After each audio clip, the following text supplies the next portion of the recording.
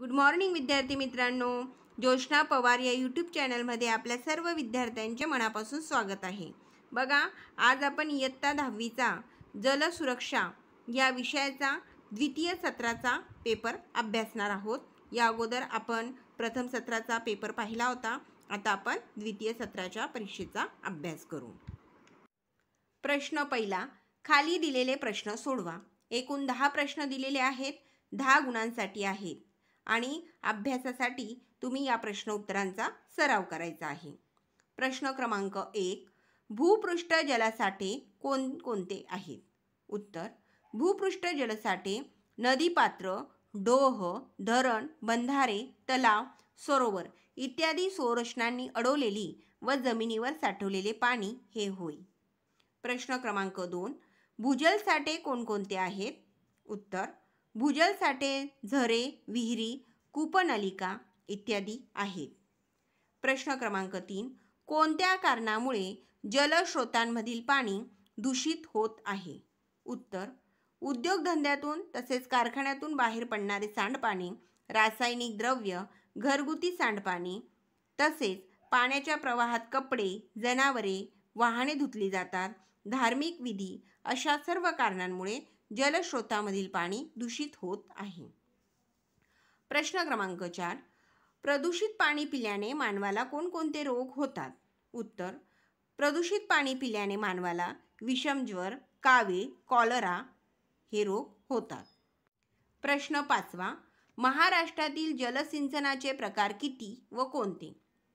उत्तर, महाराष्ट्रातील जलसिंचनाचे 6 प्रकार आहेत। 1, विहीर जलसिंचन, 2, तलाव जलसिंचन, 3, उपसा जलसिंचन, 4, ठिबक सिंचन, 5, तुषार सिंचन, 6, कालवा सिंचन। 6 नंबरचा प्रश्न आहे, जलविवादावर तोडगा म्हणून भारतीय न्यायालयाने कोणत्या स्वतंत्र लवादांची नेमणूक केली जाते? जलविवाद तोडगा म्हणून भारतीय न्यायालयाने गोदावरी जलविवाद, कृष्णा जलविवाद, नर्मदा जलविवाद इत्यादी स्वतंत्र लवादांची नेमणूक केली आहे।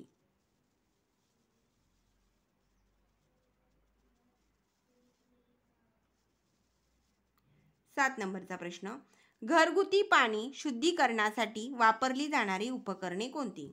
उत्तर, अतिनील किरणाचा वापर, आयनांची अदलबदल, ओझोन वायूंचा वापर, नळाला लावण्यायोग्य फिल्टर यासारखी उपकरणे घरगुती पाणी शुद्ध करण्यासाठी वापरली जातात। 8 नंबरचा प्रश्न, तुम्ही दिवसभरात कोणकोणत्या माध्यमातून पाणी दूषित करता? उत्तर, बाथरूम, स्वयंपाकघर, टॉयलेट, वॉश बेसिन्स, सिंक्स याद्वारे पाणी दूषित करतात।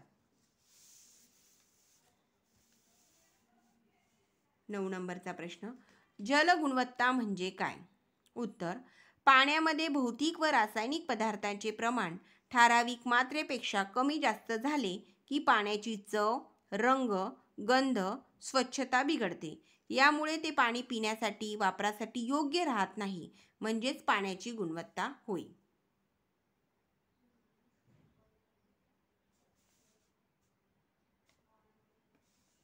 10 नंबरचा प्रश्न, जलशुद्धीकरणाच्या साध्या व सोप्या पद्धती कोणत्या आहेत? उत्तर, पाणी उकळणे, पाणी सूर्यप्रकाशमय ठेवणे, पाणी गाळणे, पाणी निवळणे या जलशुद्धी करणाऱ्या सोप्या पद्धती आहेत। थँक्यू।